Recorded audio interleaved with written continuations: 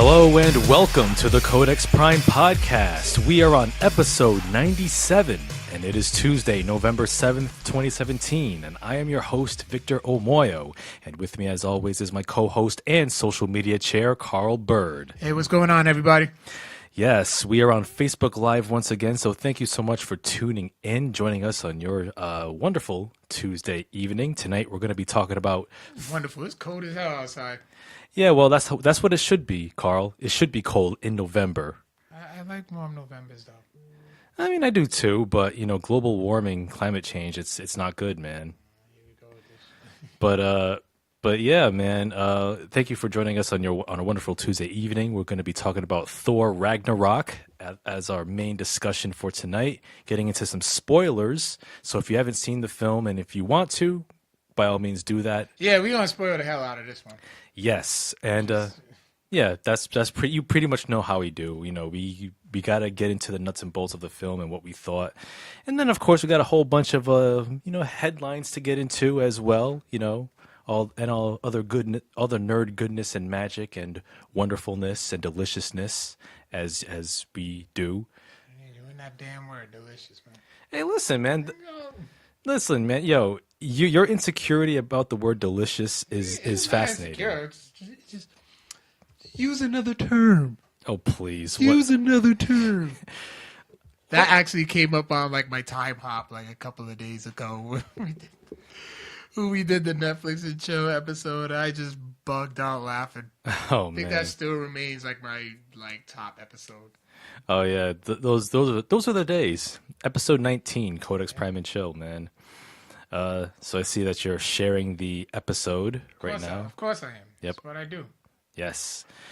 So yeah, we'll be getting into stuff we've been up to, you know, some headlines, and then we'll get into Thor. So with that, Carl, tell us, what have you been up to these past few days? Well, I finished my end of our little our deal. Mm-hmm. Well, you read Charlemagne the God's book, Black Privilege, Opportunity Comes to Those Who Create It. Yep. So I'm like, hey, what's going on, Ed? And other Ed. And so I watched the two Criterion movies that you handpicked. The first one was Dress to Kill. Mm-hmm. And the second one was Mulholland Drive. Yes. That's a weird fucking movie.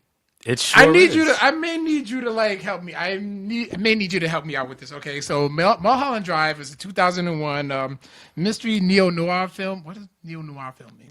Enlighten me on that. Well, neo-noir, it's like a contemporary take of like a film noir genre back in the 40s and 50s, like detective stories, like mystery narratives. Oh, okay, cool. Yeah.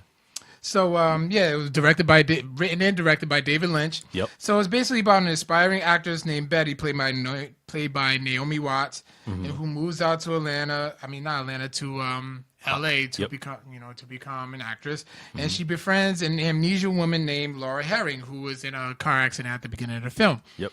And she was hiding in her aunt's apartment where Betty was staying at. Mm-hmm. So then, the film consists of a whole bunch of like unrelated like vignettes and parts that had nothing to do with it, but eventually connect.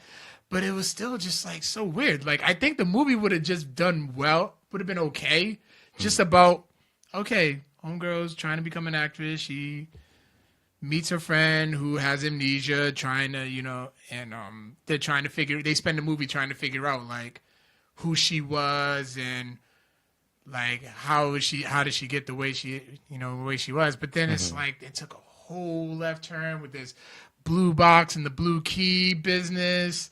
In the movie, there was this one guy who was with his friend talking about it. He had dreams in a diner, and there's like, oh my God, there's this guy who's behind the diner, and then like I guess that was where the dream ends, and the next thing you know, like they show him, and it's just some witch doctor looking dude, and then I don't know if he dies or like, but I think he doesn't die because he shows up at the end, and then like the weird old couple that was just sitting in the back of the cab at the beginning of the movie, just awkwardly, just weirdly smiling.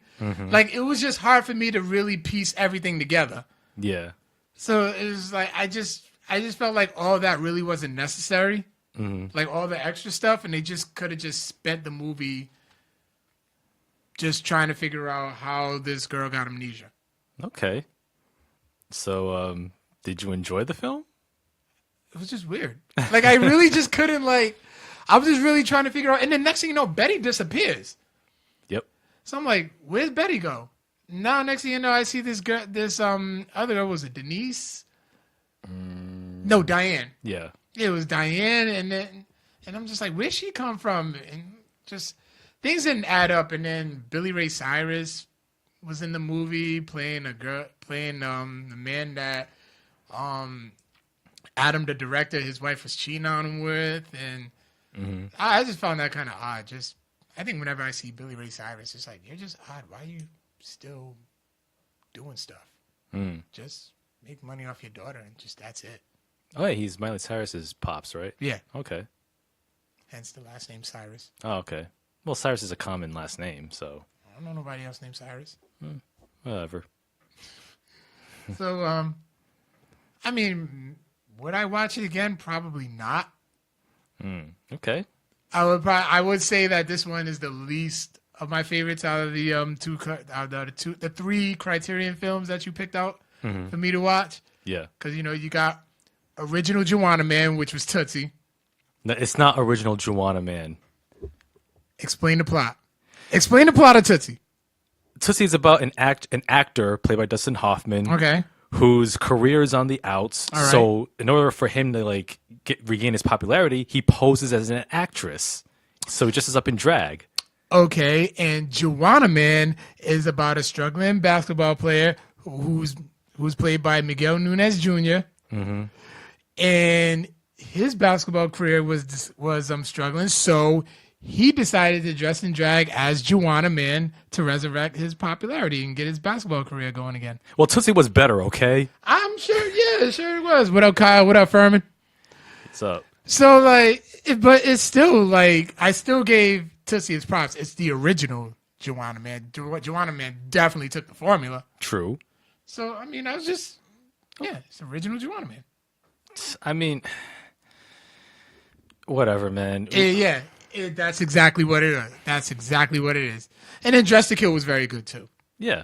Dress to Kill was, it had that little, it was like a suspense thriller, I guess. Suspense mystery thriller. Yep, it is. So, I got caught into that. But, yeah, Mulholland Drive was just weird. Okay. It was weird. That was very Victor-like. Well, David Lynch, like he tends to make a lot of like weird stuff for the sake of being weird. That's right up your alley. You love that movie, don't you? I do. Yeah, exactly. You seem like the type that just watches those weird ass movies that'll just show like a girl in the kitchen crying, and then next thing you know, it'll just show a guy in the door, and then next thing you know, it won't even say the end. It'll just say Finn, and it has some opera music in the background, and you're just just lovely. Just a lovely film. Yeah. I mean, it is an artsy mystery thriller. And I will say, it's my favorite David Lynch film, and it's my favorite film of 2001. And I'm glad that you gave it a shot, and and your summary was actually sort of concise for a movie that doesn't have a clear plot. A lot of lag. Yeah. I don't know what it is. It must be the Wi-Fi or something, or on Facebook's end. Are we coming in loud and clear as far as sound goes, or is that stuttering too? How was Ragnarok? We're getting into Ragnarok soon, so I guess I guess they can hear us. Yeah. Okay. Yeah. So Mulholland Drive. I'm glad that you checked it out, and that's awesome. The Carl Byrd summary review of Mulholland Drive, people. So what else have you been up to? Anything else? Nope. No? All right. It was a boring-ass weekend. Well, as for me, being that this is the month of November, you know what this means, right? Go. You know what it means, right? Here we go. I'm going to continue sharing. Go on and Well, have your little party. Well, this being the month of November, this means that it's Barnes & Noble's Criterion Collection sale. 50% off all Criterion films, Blu-rays, and DVDs, as well as box sets. And yes, your boy Victor Omoayo went to Barnes & Noble on November 1st, and he bought a few just a few Criterion Blu-rays, which I do not have on my person, but I'll break down what I bought. So I bought 4 Criterion films. One was Barry Lyndon, the classic film by Stanley Kubrick, one of the most gorgeous looking films ever made. I also bought Rebecca, which is Alfred Hitchcock's Oscar winner for Best Picture, 1940. Excellent mystery film, beautifully photographed. I also bought this Walter Matthau film called Hopscotch, which is kind of like a spy parody comedy film. I haven't seen it, but I've heard about it for years, so I'll get down on watching it. And I bought the film Personal Shopper, starring Kristen Stewart, which came out this year. And Personal Shopper was really good. It's like another artsy mystery thriller with a pretty opaque plot. And it's definitely one of the best acting performances I've seen from Kristen Stewart, and she's a much better actress than people give her credit for. You know, people think of her as like Twilight. No. The Twilight movies, like anybody would have turned in a terrible performance. That was like collecting a paycheck. Watch her other stuff outside of Twilight; she's really good, and Personal Shopper is a great example of that. So yeah, those are the films I bought from the Criterion sale. There's one more film that I have my eye on, which I will be going to Barnes & Noble later this month to getting. What's up? So Furman said, did they hand you a "You're better than everyone else" shirt when you walked into Barnes & Noble? Unfortunately, Furman, they ran out. They ran out of stock for those T-shirts, but I will ask next time I go there. But yes, those are what I bought from the Criterion sale at Barnes & Noble. I also watched 2 films last week. Last Thursday was the opening night of the Providence Art and Design Film Festival. I saw you like that. I've been meaning to ask you about that, but I just been distracted by a whole bunch of crap. Yeah, it was really cool.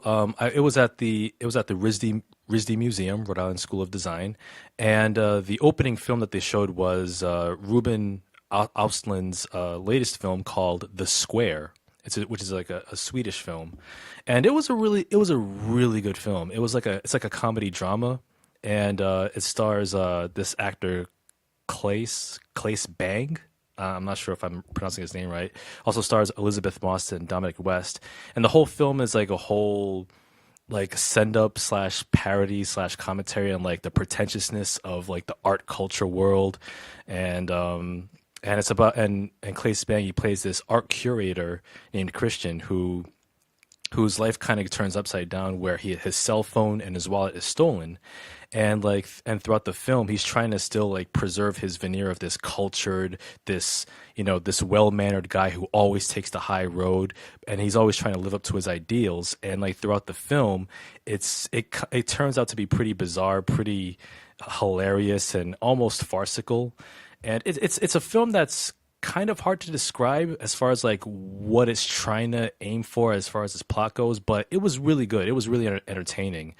There was one really bizarre scene in the film where after he gets his wallet and cell phone stolen, like him and his employee at the museum, they come up with this plan to like send threatening letters to this all these residents in this apartment building, because they track his cell phone as a tracker, so they track his cell phone to this apartment building. So they write all these threatening letters, and they make copies of it, and they just put it in everyone's mailbox so they can track down the person who actually stole his stuff. And from there, like the film just gets even more bizarre. And there's even a scene in the film where some guy, as part of like some sort of like weird performance art exhibit thing, he acts like a monkey, and he goes and he's like. He walks into this big dinner hall, this big dinner party, and he's acting like, what, an extra from Planet of the Apes, like just making grunting noises like ooh, ooh, ah, and like he's just like jumping on tables. He's like physically attacking the guests. He drags one woman by her hair, and like everybody's just sitting still, like afraid of going head up with this big brolic muscular dude acting like a monkey. And like that, and that scene is like a commentary on like the whole bystander effect. Like, how far would you go until you decide to step in and help somebody, no matter how crazy He wasn't black, was he? No, he was a white dude. Okay, cool. Yeah, and it was because if the dude was black, then that scene would have been pretty damn racist. But that's why I had to look. Yeah, I had to like give you this look like, wait, what? Yeah, and Furman says 2 things. Yeah. If I know anything about Sweden, is that they have fantastic movies, and this movie sounds amazing. It is. Like it's The Square, it's a movie that like it's pretty unconventional. Like it's sort of episodic. Like it's one of those like comedy dramas where you just sit down and you just let it take you to where it wants to take you. Like you just don't predict where it's going. Just let it take you to where it wants to take you. It's really good. And if it and when it comes out, maybe in a wider release or on Blu-ray, DVD, or on Netflix, I recommend checking it out because it's a really good film, The Square, and it's by Ruben Ostlund, who also directed Force Majeure, which came out in 2014. So I saw that, and it was a great film for kicking off the Providence Art and Design Film Festival's opening night. Really good hors d'oeuvres too at RISD. Nah, they served you hors d'oeuvres. Nah. Oh, shut up, man. I mean, look, they had like these cured salmon pieces. Salmon. Yeah. Shout outs to Afton. Yeah, I mean, it was pretty good, But anyway, I saw that, and I also saw this really cool documentary which is available on iTunes and Amazon. You can rent it for like $4.99, and it's called Rat Film. And Rat Film, it's a documentary by Theo Anthony, and it's a documentary about the rat problem in Baltimore and how that parallels the racism problem, the history of racism in that city. And it's a really fascinating documentary, and I think you'll like it. I think you'll like watching it because the whole What? Rat Film. Is it because I have a phobia of rats? Even so, I think you'll find it fascinating. Like it's not grotesque. Like the film, like it follows a few people where it's a commentary on like rats and racism and how they both like have like a parallel history in Baltimore. Like for example, there's a rat catcher, like a rat exterminator in the film. His name's Edmund. He's like Edmund's watching. I just had to laugh at that. Well, he's an older gentleman, and he says in the beginning of the film, he says that there ain't no rat problem in Baltimore. There's a people problem, and he pontificates throughout the film, and the film shows different examples of how the rat problem in Baltimore how it was addressed versus how the problem of racism and how poor black people were forced to live in slums was addressed. Where there's one part in the film where they talk about this experiment that these scientists did in Baltimore where they gathered all these rats in like this big cage where you had the rats that were living on like the upper part of the trap or the upper part of the enclosure. Like they had it good. Like they had the most food, they had the most resources, they can get food and water anytime. Then you had like the middle row of rats, they had like half those resources. And then you had the bottom rats that lived at the bottom of the enclosure, and they had little to no resources. Like the young rats were dying because like the rats weren't able to provide adequate shelter or nesting for their young. And once they established that social strata between like the upper tier rats, the middle tier rats, and the lower tier rats, they let them all loose inside the enclosure. So they all killed each other one on one. Like some of the male rats became alpha rats and like dominated some of the females and kept them for themselves, whereas the middle tier rats got killed off. Some resorted to cannibalism, eating each other, eating their own young to survive. And they used that parallel to how the city of Baltimore was set up for like since the 30s, where you had redlining and redistricting, where you had poor black people forced to live in the slums.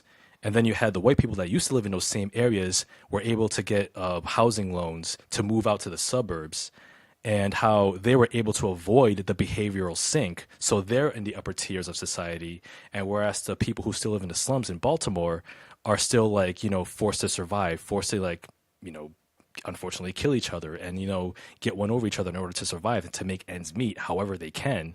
And that same parallel is used with the rats, because it's like at the end of the day, the rats are seen as vermin, but they're hardy creatures in that, they may have a short lifespan, but they're built to survive. They're going to survive no matter what you do. You can't kill them all. So Rat Film is pretty excellent in kind of drawing that parallel. It's a pretty powerful documentary. It's pretty I'm not deep. watching that. You should watch it. I'm not watching that. In fact, here's a fun fact for you. Rats can jump upwards of 32 inches off the ground. In Baltimore, in order to combat that problem, the trash cans in Baltimore are 34 inches, whereas rats can only jump up to 32 inches. So if rats are once rats are inside, fall inside a trash can, they can't get out. I lived in Baltimore. I Yeah. hate rats. I'm okay. I mean, don't be a punk, all right? I mean, watch Why the does it film. gotta be a punk? No, I don't want to watch a movie with a whole bunch of goddamn rats cannibalizing each other. Well, you don't see the rats eating each other. It's also about the people. Like you have some people like who breed like the little tiny baby mice and they feed them to snakes. And you also have like this couple that has these two rats as pets. Like they mouse proof their home and they're watching TV and the rats like sit on top of their heads while they're watching TV, just chilling. Gross. Yeah, it's gross, but Yeah, I'm not doing it. Yep, call me a punk. So don't be like Carl. Watch Rat Film. It's one of the best documentaries of this year. You can watch it on iTunes or Amazon. It's available to rent, $4.99. Check it out if you're looking for something unique and don't have a phobia of rats like some people. I got a phobia of rats, man. I'm sorry. Yeah, soft. Be all right. You okay. Yep, I'll be soft. All right. Fuck rats. Well, I mean, rats are a lot like Patriots fans, But anyway, make of that what you will. Gotta get these people started. I'm just saying, did the Patriots play this weekend? No, they were on a bye week. Okay. What's their record?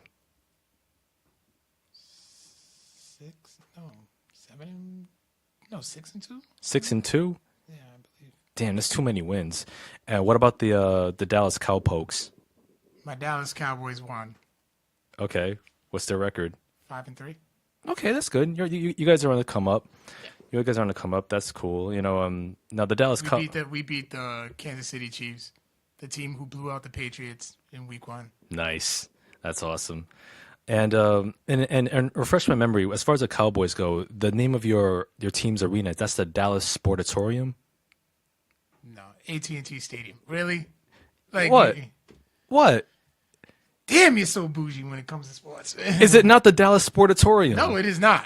Wow. I mean, I thought it Dallas was. Sportatorium was where World Class Championship Wrestling and Global Wrestling Federation held their events in the 80s, early 90s. Oh, And that building that's right. that building has been torn down since. Oh, yeah, that's right. It's not around anymore. Right? Oh, wow. Okay. Wow. Nah, next time I go there, I do want to visit like that spot just to say like I stood there, Okay. because there's been a lot of wrestling history there. Oh, word. That's what's up. Oh, and AT&T Stadium is also nicknamed Jerry World. Jerry World? Yeah, because owner of the Cowboys, Jerry Jones, basically like he basically built the stadium. It's his. I see. So it's pretty much like privately owned. No, I don't think so. Yeah. Interesting. But that's another discussion. I have a whole spiel I can get into about like stadiums and how too much taxpayer money is built for that shit. Yeah, you football fans need to prioritize your lives. But anyway, Creates jobs. what jobs? What jobs? Work at that damn stadium? A lot. And how much of that money is actually being funneled into the communities that those stadiums are built? I'm sure there's some. None. Zero. It is not a monument to himself. It's not. It is. No, it's not. I mean, yeah, whatever. I mean, Think well, of somebody who's been there. All right. It is not. okay, well, I mean, I'll leave. That building. Yeah, I'm sure you do. I'm sure you love the AT&T Sportatorium. But anyway, let's get So bougie. Okay, now you're just faking. let's get into some news and items of this week. Starting with some awesome wrestling news. Chris Jericho will be taking on Kenny Omega at Wrestle Kingdom 12. And did you see the video clip when he challenged him? I did not see the clip. It's posted on our page. Okay. Yeah, that shit was dope. Like, I really can't wait. Somehow, some way, we gotta like figure out a way to watch that. Yeah, like I have my sources of watching certain events from New That's Japan. not legal. Technically, I mean, look, no comment. Anyway, Oh, see, we caught you again. no. It's no. It's a website. But anyway, New Japan Pro Wrestling's annual Wrestle Kingdom 12 event. It's taking place January 4th, 2018, and Jericho and Omega's match was made official after weeks of going back and forth on Twitter. Yeah. Yo, I'm pretty amped. pumped. Yeah. I'm game. I'm ready for that one. Yeah, I mean, I think that match alone will probably like be better than this year's WrestleMania I think so. if WrestleMania is booked right. Yeah. So in other words, give me AJ and Shinsuke at WrestleMania, then I'm like, yeah, that's neck and neck. Yeah, I know, man. That would be like match of the year, like neck and neck. Yeah. Nominees right there. But yeah, Jericho and Omega is awesome because, Omega, he's currently the New Japan IWGP US champion. And Jericho, he's one of the GOATs, one of the greatest of all time. You have I agree. Yeah, two prime Canadian wrestlers going at it. Yeah, I hear you. Shit, I will watch it by any means. Yes, I will definitely be tuning in somehow, some way, because, I mean, if you're not familiar with Kenny Omega's matches, watch his trilogy of matches with Okada from this year, hottest of fire. Yeah, Hey, I'm not disagreeing. yeah. You seen those matches with Okada? No, I didn't. I saw like highlights of them. But... Oh man, you gotta sit down and watch the whole thing, man. They're banging. So yeah, that's what's going down in wrestling. Moving on to some other unfortunate news here. Netflix drops Kevin Spacey after sexual misconduct allegations. Okay, now go deep down into this because I've been hearing the headlines, but I never had the chance to like read into it. Yeah. Apparently, Netflix formally cut ties with Kevin Spacey after allegations of sexual misconduct were made by actor Anthony Rapp, who accused Spacey of making sexual advances when Rapp was 14 years old. Almost 30 years ago. In addition to dropping Spacey off House of Cards, Netflix has also canceled production of Gore, a biopic about Gore Vidal, which would have starred Spacey in the role. In a report by Variety, Netflix explained that the 6th season of House of Cards is still moving forward without Spacey because they feel that the rest of the approximately 300 members of the show's cast and crew should not be punished because of Spacey's behavior. Writers on House of Cards are already rewriting the next season, and one idea would be to shift the focus of the series on Robin Wright's character Claire Underwood. I never had to finish it. I never finished House of Cards. It's a show that I really still want to finish. Mm-hmm. It's really good. I don't think that show is gonna be the same without Kevin Spacey. Like Frank Underwood is like the truth, from what I've seen in the first 3 seasons. Mm. But I mean, this is highly unfortunate because I really think like Kevin Spacey is a good actor. Oh yeah, absolutely. I mean, he's a good actor without question, but. This is just one of the latest in all the Hollywood crackdown of dirty sexual deviants out there harassing people. Harvey Weinstein. Yeah, I think Harvey Weinstein kind of takes the cake, though. Oh, yeah. Like Harvey Weinstein, who's like at the top of the heap. You had the director James Toback, who was accused as well. And now Kevin Spacey, which is unfortunate. And man, that's just shitty. And, I think with Spacey being kicked off House of Cards and Netflix, I think we're starting to see at least at the very least a positive change, like a changing of the guard in the sense that the so-called casting couch. Yeah, I was thinking about that. Yeah, hopefully that will no longer be a thing. He's all done. You think he may be all done though? Because didn't who's that? Oh my god! It was another director who got caught like molesting kids. Not molesting kids. He did rape a 13-year-old. If you're thinking about Roman Polanski, that's his name. Yeah, like him. And he like resurrecting still? Isn't he still working? Yeah, he's still working because he left the country before he was convicted, and he hasn't been back in the U.S. since. Oh, so all those movies that he's been directing recently are out of the country. Yeah, everything that he's done. Yeah, and like there was an attempt to extradite him back from Switzerland to the U.S., but that didn't succeed. And there was even a petition from some other Hollywood actors and directors to, to quote unquote free Roman Polanski. But it's like, no, this isn't an accusation. The guy did it. The guy he did. Yeah, didn't he like admit it? Pretty much, yeah, he did. And then the survivor, the woman, she's long since moved on. But even then, like, at the end of the day, Polanski, he got away with his crime. And yeah, he did make a few great movies, I will admit, but that still doesn't change the fact that he's still a piece of shit. Yeah, name a couple of his movies. He did Chinatown, Rosemary's Baby, The Pianist. Okay. Yeah, The Ghost Hunter, or no, The Ghost Writer with Ewan McGregor. Okay. Yeah.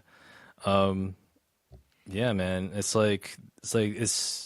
an out of control thing, man. And Kevin Spacey, man, as damn, that's a shame. That really is a shame. I like Kevin Spacey. Yeah, but unfortunately, man, with all these allegations and whatnot, you gotta pay the price, man. You can't get away with this shit. Can we shed some light in this convo? Now it's getting a little bit too dark. Yes. Let's. I'm on this podcast to have fun. Damn it. Yes. You do need some more fun in your life. That's for sure. Me? Yeah. I think I had plenty of fun. Obviously, you didn't see my Snapchats from my birthday party last week. Do you remember your birthday party? I do. Okay. I do. Okay, but you were white boy wasted though, right? Just wasted enough. Okay. Yeah. Not where you need to be. Yeah. All right. In other news here, to which I say no thank you to this one, Lord of the Rings. A television series based on Lord of the Rings is possibly coming to Amazon. Warner Brothers TV and the Tolkien estate are in early talks with Amazon Studios to bring the world of Middle-earth to TV, but no date has been set yet. Yeah, I'd rather not. In a way, that's kind of like beating a dead horse. I would agree. Because the Lord of the Rings trilogy, those are modern classics, masterpieces, which you should still see, Carl. Eventually, I'll do it. Step your nerd game up, son. Look, my nerd game is just fine. You haven't even seen the Harry Potter movies, too. I don't care to watch them. I had no interest in watching them. Okay, fair enough. But you haven't even seen the Alien movies, not even Alien or Aliens. I told you I watched those as a kid. So I just need to revisit those. Yeah, revisit those. Just revisit the first three. That's all you really need. Resurrection, if you look at Resurrection as like a fun professional fan fiction film, then yeah, it's still enjoyable for what it is, but it's still pretty bad. Sure. Yeah, Lord of the Rings, like I said, those are modern masterpieces. The Hobbit movies you can skip. I don't really care for those. I don't see what a television series would really accomplish, especially with Game of Thrones. No, yeah. First of all, yeah, Game of Thrones is pretty much taking the cake right now. Like, yeah. But with Lord of the Rings, is like they're just trying to like make some money off the franchise. That's all it is. Yeah, I mean, unless like I could see like maybe like have like an original, but yet still set in the universe. Yeah, and like maybe some like a storyline that takes place like after the whole One Ring saga. Yeah, have something else entirely different. Then I would be down for that. But if it's just gonna be like, so which trilogy would you choose, Star Wars or Lord of the Rings? Hashtag Clerks 2. Oh man, that's a good one. Well, if you're talking about the OG Star Wars trilogy versus the Lord of the Rings trilogy, oh man, that's a really good one. Buy or sell. Man, that is so tough. Like back then I would have said Star Wars like without thinking about it, but now I gotta really think about that. So, yeah, Eddie said the Hobbit trilogy was dope. I mean, I will have to agree to disagree. I think the Hobbit trilogy had a lot of filler because it was like 3 movies based on a book that was like this thick. Like the Hobbit was originally going to be 2 movies, but they stretched it to 3, and you could tell like where they padded it out. It was like pretty unbearable. But yeah, to answer your question, Carl, I'll go with Star Wars, the classic trilogy, just by a narrow hair over the Lord of the Rings. What's good, Jamie? Yeah. So yeah, that's that.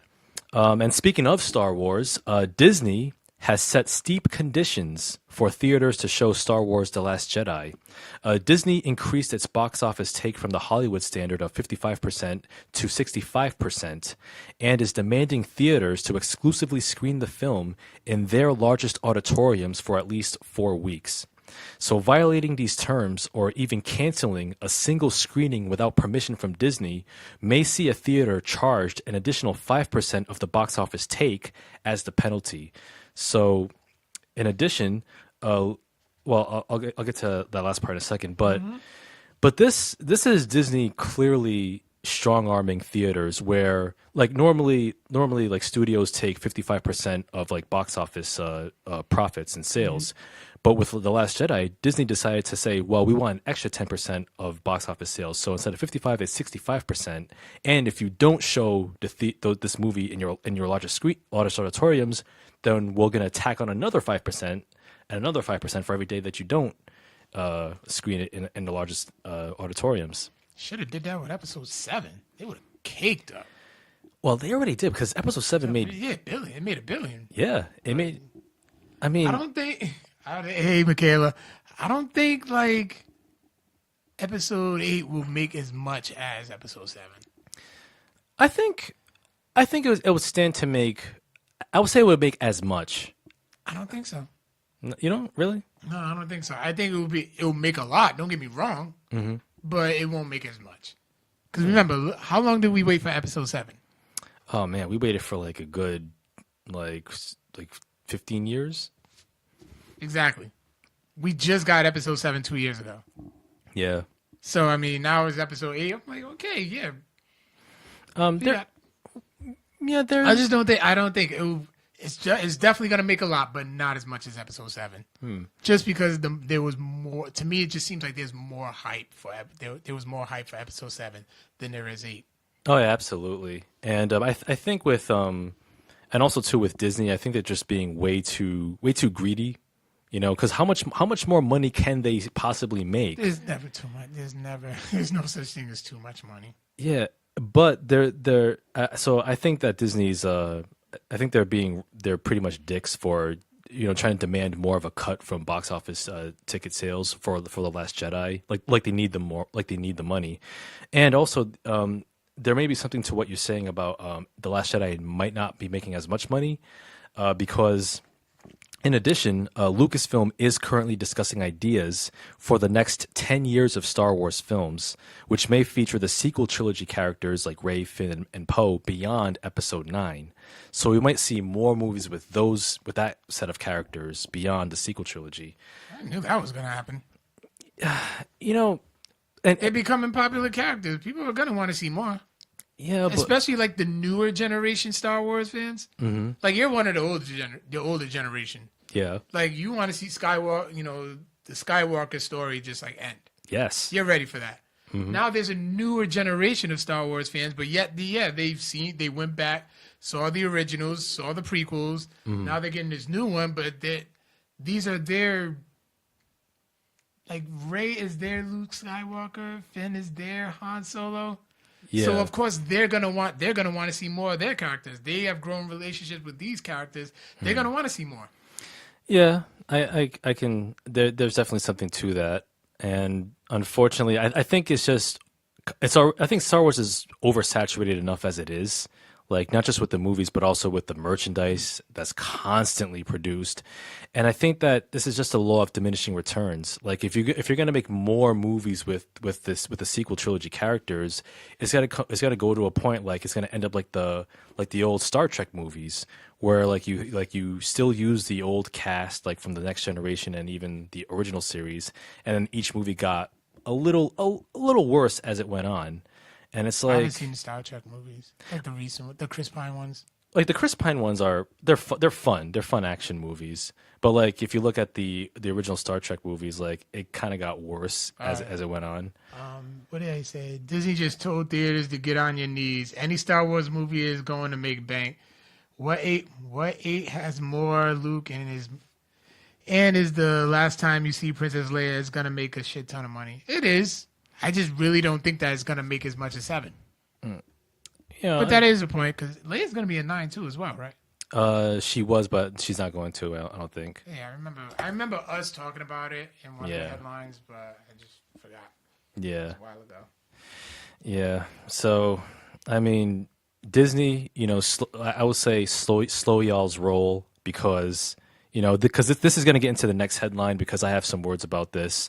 I mean, not only are they demanding more money, but apparently Disney has been in talks with 21st Century Fox for 20th Century Fox to sell most of their company to Disney.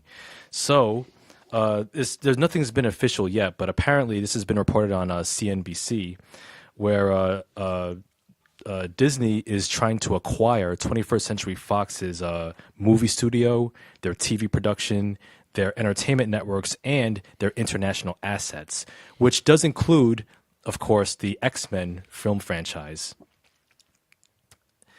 Can you imagine a Disney-fied Deadpool?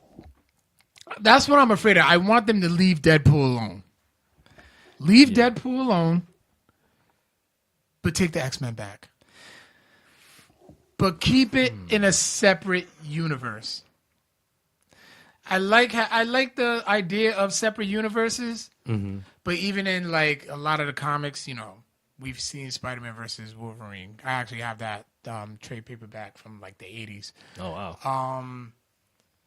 Like we've seen X-Men team up with Avengers many times, throughout their lifetime. So it's kind of like there's pros and cons to that. It's like as Marvel fans, like we would love to see that, but then there's another side of me that's like, I think I like the fact that they're in two separate universes. Yeah. So I'm on the fence with that one. Okay, I can see what you're saying. I mean, on the one hand, seeing Marvel, it would be a curious thing to see how Marvel Studios would handle, or Disney in particular would handle the X-Men film franchise after Fox has had it for so long. But on the other hand, I'm opposed to it because right now I do like Fox's handling of the X-Men film franchise now because they're starting to take more chances with the series in a way that Disney just wouldn't. Yeah, because Disney's is a family company. Yeah, like that's there's no ifs, ands, or buts about it. They're a family company, so you're not gonna see any. You'll see some deaths in the MCU, but nothing to your disturbed liking. Well, I mean, for dramatic purposes, for a stronger storyline is what I'm saying. I'm not cheering for death's sake. I mean, I'm not Thanos or anybody. You want that? Don't even lie. I kind of a little bit, see, exactly. But I mean. I think that this is not only creatively, like it would be sort of like a creative compromise where Disney would never make a film like Logan or the new Deadpool or the New Mutants. They would never make a horror film in that vein. I'm looking forward to that one. I am too. That's going to be pretty awesome. But this is also pretty disturbing too because this is an example of media consolidation run amok where we have six big companies, six of the biggest media companies which control over 90% of what we see in the media, like movies, television shows, news, etc. There's Disney, Time Warner, Comcast, News Corp, which owns Fox, Sony, and National Amusements. Which is owned by Vivendi. Yep. And if Disney acquires 21st Century Fox, then by and large, that's going to reduce the big six to big five, just five companies consolidating all the media that we see.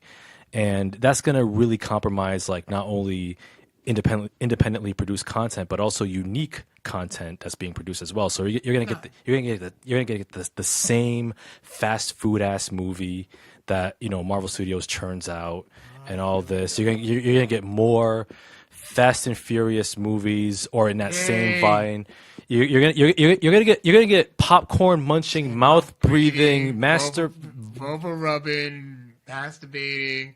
There's more to it. I know there is. School bunking, book hating. We need to make a T-shirt of that. That needs to be a T-shirt. We should. Yeah, you're gonna get more movies for like the mouth breathers and nose pickers in the audience that will not be challenged.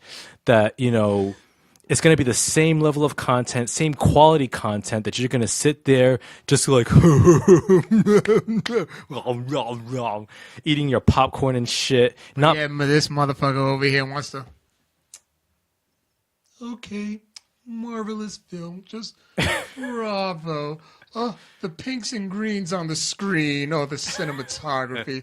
Oh, man, I mean, there's no explanation to this plot, but just all the classical music and the orchestra that's in there. Oh, bravo. Bravo. Man, if you don't shut your bougie ass up, I am not bougie, you're okay? bougie as fuck. Listen. Especially when it comes to movies. I am not bougie. Listen, just because my taste is rather cosmopolitan. Cosmopolitan taste, yeah. Ju- Well, we just like to have fun. Going to the movies is supposed to be fun.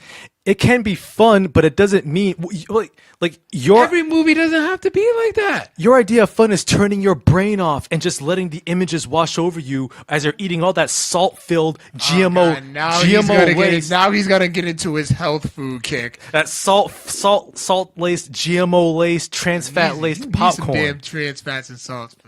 No, I don't. Balance your ass out. Listen, man. Bottom line is media I'm consolidations. down with some hardcore beer. Beer. Yes. I drink beer from time to time, socially. Sam Adams, craft beer at various restaurants. You know, I don't drink Budweiser. Budweiser and Heineken, that's swill. That's piss. That's shit. Okay. Heineken, I'm not a fan of. Yeah. Yeah. The fast food of beers. Bud Lights, f that. Pabst Blue Ribbon. Pabst Blue Ribbon. Actually, the worst. Yeah, that's hipster beer. Ugh, gross. I wouldn't even call that hipster beer. Hipsters have more taste in that. Trust me, you should know. But Whatever, man. F you. I am not a hipster. But bottom line is media consolidation is bad. Sucks. right, let's get to this next headline because I'm amped. Yes, I'm amped too for this one, and this was posted on our Codex Prime Facebook page. Of course I did. Yeah, I got onto that one. Yes, Hold on, Vic. Hold on, Evan. I drink fancy beer too. yeah. What kind of beer do you drink? Harpoons is my favorite. Blue Moons. Sam Adams. Pretty much almost anything but Coronas and Bud Light Limes. Yeah, Guinness. No, I don't like Guinness. Guinness is just basically carbonated dirt. Yeah, I'm not a fan of Guinness myself. Very No bitter. disrespect to people who do drink it, like, to each his own, but yeah, that shit's just gross. Yeah, very dry. But anyway, this has been posted on our Facebook page. The Lion King live action cast has been announced. Donald Glover will be playing Simba. Beyonce Knowles Carter, the Beehive, will be playing Nala. James Earl Jones returns as Mufasa. Ain't nobody else playing that damn role. Of course not. I swear, if James Earl Jones was to die now, they might as well take the audio from the 1994. It was 94, right? Yeah. The 94 movie and just put it in there, and I'll still be happy. Honestly, if they actually recite the whole movie, the old movie word for word, I'll be happy. Just live action, just because I love that movie so much. I do like, too. Let me tell you, like when we were kids, me and my sisters lived, breathed Lion King. Like we knew that, but still to this day, we know that movie word for word. Wow. It's one of those movies you can quote verbatim. Yes, that one and Don't Be a Menace to South Central while drinking your juice in the hood. That's more just me. Message. Yeah. I can also quote Coming to America. Oh yeah, that top to one bottom. too. Yeah, that's Yeah. actually I would probably say Coming to America is my all-time favorite movie. Oh, yeah. Okay. Yeah. Respect. So we got him, James Earl Jones returning, Chiwetel Ejiofor playing Scar. Very interested in that. Yeah, I am. Yep. I am. Either him or Idris Elba. Yeah. No, I think Idris Elba would have been too on the nose because he played Shere Khan in the Right. Jungle Book. Yeah, so Yeah. it's like, okay, let's give somebody else a chance at that Disney money, even though they're both making that Disney money. Oh, yeah. Absolutely. Yeah, because Chiwetel, he was in Doctor Strange. Right. Yeah. Alfre Woodard, she plays Sarabi. I'm okay with that because, fortunately, Matt Sinclair passed away years ago. Oh, yeah. R.I.P. John Oliver plays Zazu. I like that. Okay, I'll take it. I'll take it. Rowan Atkinson, Yep. he nailed it the first time, but, I'm okay with it. Yep. Because John Oliver is awesome. John Connie, he's playing Rafiki. That was, he played T'Chaka in Civil War, right? Yes. Okay. Yep. Yeah, I knew he looked familiar. And Seth Rogen and Billy Eichner will respectively play Pumbaa and Timon. I'm okay with that. I like Seth Rogen, so I'm like, you know what? Sure, why not? Yeah, Seth Rogen as Pumbaa in another Seth Rogen-esque role. Yeah. I can dig that. And Jon Favreau, who directed the live-action Jungle Book last year, is going to be directing this live-action remake, which comes out summer 2019. And they never like showed the trailer. Yeah. There was a trailer that was showed like at the Disney Con like earlier this year. Mm-hmm. And the same time where they showed with a bad copy of the Infinity Wars trailer. Yeah. Dropped. Well, nobody did the same thing for the Lion King, and they're saying like it's amazing. Oh, I bet, because the Jungle Book is phenomenal. Yeah, I haven't seen it, but I know it looked great. Oh yeah, yeah, and whereas the Jungle Book, like Jon Favreau's version, was better, in my opinion, better than the original animated classic. This one, That's a It's gonna be. I'll stick to my argument and say that's a generational thing. perhaps there may be some Like your parents would probably say like, "Oh no, I love the original Jungle Book," Mm-hmm. you know, and they wouldn't even give two shits about the Jon Favreau one. Yeah, I'm still in both. I'm still in both, but my heart's still with 1994. Mm-hmm. So I mean, I'm definitely gonna give it a shot. I'm definitely gonna watch it. I will show up like I'm from Wakanda my damn self. Yo, you gonna wear a dashiki? I'm gonna be dressed up like Akeem from Coming to America. It's just like how I am with Black Panther. This is beautiful. What is that, velvet? Yeah, I'm looking forward to this. And especially like I think we'll definitely be in for like a real treat. And summer 2019 looks to be a really good summer for film, especially with this one coming out. I think that I'm expecting this to be on par with the classic '94 version, but we'll see. That's what I'm expecting too, and it better be. It better be. Oh, I'm sure it will. Other surprising news here. Blockbuster Video, remember that? Yes, Blockbuster Video still lives in Alaska. Despite going bankrupt in 2010, there are 10, count them, Ty Dillinger, 10 Blockbuster Video stores that still exist in the United States, with more than half of them in Alaska. And There's one in Texas, I believe. Oh, really? Yeah. No. Do you know which city in Texas? I forgot. I remember seeing an article like months ago. Oh, wow. But I know one's in Texas. We still have the Blockbuster building up on Park Ave in Cranston. Yep. Yeah, we do. Yeah. Yep. That's across from Roger Williams Park, right? Yeah. Yep. Yeah. I remember that. A prime reason why Blockbuster still survives in Alaska is due to how expensive Wi-Fi is in the state, how spread apart the small towns are, and the lack of wide availability for unlimited data for many of the residents living up there. So Blockbuster is a necessity, and they're making bank. Yeah, remember those? Yeah, I remember Blockbuster used to have these video game tournaments. I remember one where you had to play two games. It was NBA Jam and Judge Dredd. Yeah, I do remember that actually. Yeah. Yeah, I took part of that. Lost, but I was okay with it. Did you make it far, or did you lose like the first round? Oh, it was definitely first round. Yeah, because I remember like they had like special like cartridges that they had had on display. Yep. Yeah. I have so many good memories of Blockbuster Video, man. Friday nights were popping over there. Yeah, I rented so many Super Nintendo games, like Sega games, movies. Yeah, I remember there was a Blockbuster Video just like on Atwell's Ave, like right now that's where a laundromat is. And years ago, like the last movie I rented there was Belly, on VHS, and this was back in '98, and the one. Oh, I can't even remember the last thing I rented from there. Yeah, man. Possibly Mortal Kombat 2? Annihilation? No, the video game. Oh wow, okay, yeah. Wow, man. Yeah, you know rental spots, man, are pretty obsolete, especially with like Netflix and streaming services. Yeah. Yeah. And then GameFly and stuff. Yeah. I mean, unless it's like I don't see how viable it would be. Like even if you had like a mom and pop rental place, like just renting like obscure, like hard to find type joints. Even then, it's kind of like, you know, what's the point? Because you can still find those same ones. Like on other there's services. ways to get in these games. So. Yeah. And then not to mention you can just download them. True. Legally, purchase them legally. Don't be like some other people, right? Okay, I'll take it. Yeah, that's right. You did not just say Annihilation was awesome, Afton. Whoa. Yes, She likes Mortal Kombat she Annihilation. does. Okay, Afton, just for saying that. No.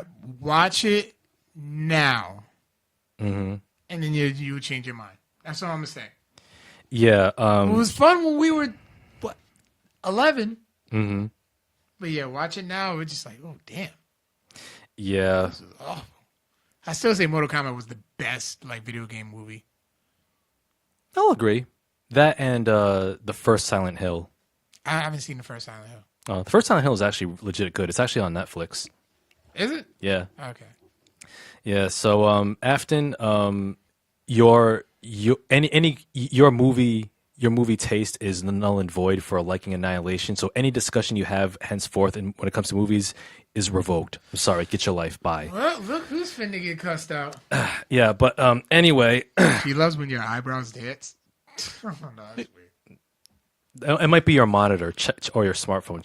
Check your display. Anyway, some other news here. Wonder Woman is now the highest grossing superhero origin film ever. Wonder Woman has grossed $821.75 million worldwide, which narrowly surpasses the previous record holder of the superhero origin movie, 2002's Spider-Man, which has made $821.70 million worldwide. Very narrow breaking of the record, so big ups to Wonder Woman and Patty Jenkins. Sure. It's a great movie, Carl. Do not... It was a good movie. I did enjoy it. Good. I did enjoy it. I just like pissing you off. Right. Do not besmirch the greatness of Wonder Woman, all right? Sure. F you, man. And speaking of comic book movies and money... She said she was kidding. Yeah, you better. She gonna beat your ass. Yeah, whatever. Anyway, Marvel. Anyway, another movie. Go ahead. Another comic book movie making news. The Marvel Cinematic Universe becomes the first film franchise in history to make $5 billion domestically. Marvel Studios has achieved this milestone after the $100 million plus debut of Thor Ragnarok this past weekend. And of course, April 2018 will mark the 10-year anniversary of the MCU's debut in theaters. $5 billion. Hey, well deserved. I'll say so. Even though I have some words about their downturn in terms of the quality of their latest movies, I'll tip my hat off to the Marvel Studios. It is an achievement. And lastly, and the last news headline here before we talk about Thor Ragnarok, Taika Waititi has confirmed a sequel to What We Do in the Shadows. Waititi confirmed rumors that he and his co-writer and co-director, Jermaine Clement, will be working on a sequel called We're Wolves. Get it? It's a pun. We get it. Yeah. However, Waititi also said that it may be some time before the script is finished, as Shadows took 6 years to write. If you haven't seen What We Do in the Shadows, which is directed by Taika Waititi, it's an awesome vampire mockumentary comedy film. I love it. Watched it, as well as his latest film before Thor Ragnarok, Hunt for the Wilder People, which I reviewed on this podcast last year. So that does it for the news and headlines. And right now, we're going to get into the main event, talking about Thor Ragnarok, which dropped this past weekend. Naturally, there's going to be some spoilers. Yeah, yes, get that spoiler one out the way. Yes, there's going to be spoilers of the film all over the shop. So if you haven't seen Thor Ragnarok, then hit the mute button so we can keep the views up on this episode.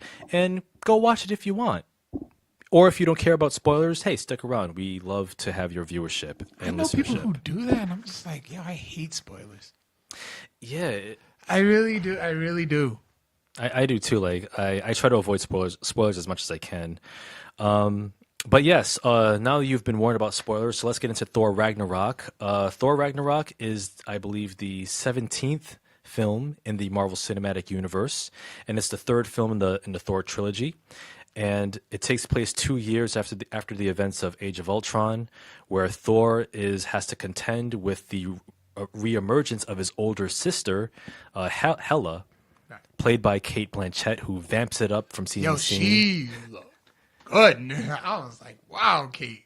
She was working that role. Oh yeah, she was rocking the house, and she's going to bring about Ragnarok, which is the impending destruction of Asgard. Right. So it's up to Thor, Loki, and the Hulk to put a stop to the destruction of his home, and his realm.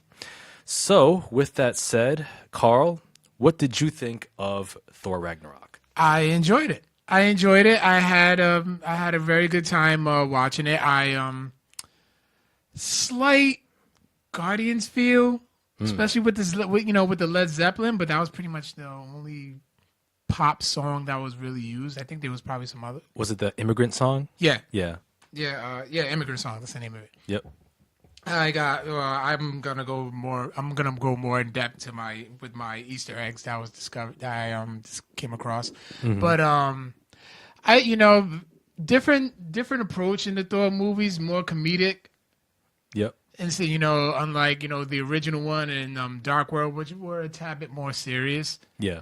But I enjoyed myself. I had lots of fun watching it. I love I like how Chris Hemsworth is embodying the role of Thor. Mm-hmm. Yeah. And the change with, I didn't agree at first with the change, but with him cutting his hair, with Stan Lee cutting his hair, And one thing I love about Stan Lee cameos, they're gonna be there, but it's like they come out of nowhere. Yeah, they do. I just was not expecting when's this, and you don't even think about it. Mm-hmm. Well, maybe I wasn't thinking about it, and next thing you know, I'm like, oh shit, there it is, and you just love them every time. Yeah. They're insignificant roles, but it's they bring you so much joy. They do. I agree. Every time I see Stanley on the screen, I'm like, hey, that's the man right there. Yeah, he is. Yeah. Dude's a god. Oh yeah, absolutely. He's a god amongst men. Yes, he is. Hashtag God amongst men. Right. Yeah. So, yeah, I would say it has slight faults, very slight faults, but still enjoyable nonetheless. Okay. All right. How much did you hate it? I did not hate Thor Ragnarok, okay? I found it entertaining. I did find it enjoyable. Definitely better than Guardians 2, that's for damn sure. Even though it does have a similar vibe. But for me, Thor Ragnarok was brought down by a number of problems that I had with it. I thought it leaned way too heavily into comedy, because Thor Ragnarok is just basically a full-on comedy, which is sort of like it kind of came off as a self-parody, like it was making fun of itself. And yeah, I can see why you would say that. Yeah, but which is fine, but I don't think that the comedy fit with the tone of the film's story, like what it's about. Right. Because the story of the film does delve into some serious stuff. Yeah, in Apocalypse of Asgard. Yeah, like the apocalypse. So that's pretty deep. Can be depressing, so I can see why they would want to add some comedy to it. Because Thor and Hulk have amazing chemistry. They do. Chris Hemsworth and Mark Ruffalo, genius. Yeah, I mean, I enjoyed their back and forth banter. It's literally our back and forth banter. Kinda, yeah. Yeah, I could see that. Big dumb lunkhead and a smart guy. Yeah, I get that. But fuck you. I rocked into that one. Yes. But I walked into that one, you jerk. Yeah, I mean, it was there. It was fruit. It was there. No, you took it. You did what you're supposed to do. You took it, and I'm like, yeah. I'll take the L on this one. Yeah, but yeah, But Thor is the more popular character. Yeah, but I'll get into that in a second. Because the thing is, you have a serious plot which deals with a bunch of heavy stuff, like the aforementioned destruction of Asgard. Right. You have Resurgence of Hela. You have the death of Odin, and it was so weird because when Anthony Hopkins' character Odin, when he faded away, I didn't feel. I felt you less didn't than feel nothing. it. You didn't cry. Yeah, you didn't cry as you tend to do in movies. No, I wasn't gonna cry anyway, but I didn't feel any emotional investment because of the way Marvel handles characters' deaths most of the time. It's is he gonna come back? And it shouldn't be that way. That's I it. think I knew. Okay, I knew he was gonna come back, but probably as far as like a flashback or maybe some type of like vision. Yeah, I think if he does come back, it'll be just like that. I honestly think probably at this point now, Odin is gone for good. yeah, I think so. And But I do love how I love Anthony Hopkins playing Odin. oh yeah, he does bring that gravitas to that role. Yeah. Yeah. But yeah, like you have like some other heavy elements like that.